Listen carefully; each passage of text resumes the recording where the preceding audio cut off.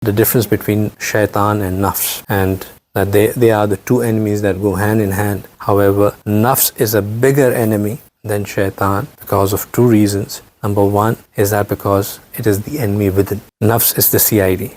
Nafs is the one which leaks out to Shaytan the things that needs to be done. And if Nafs is doing his job, Shaitan is so content he does not even need to bother about us. He just leaves us to ourselves. He says if Nafs is doing his job, even when Shaitan is in Qaid in Ramadan, he is still fulfilling his tasks.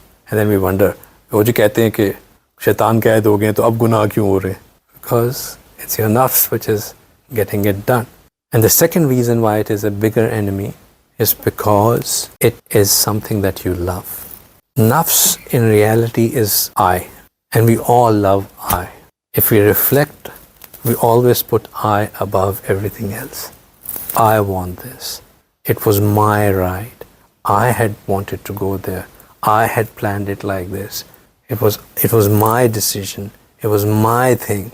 We get hurt because somebody has done something which is against our expectations, or because somebody has said something which is contrary to what I wanted to hear, or somebody has said something which is making me look bad, right?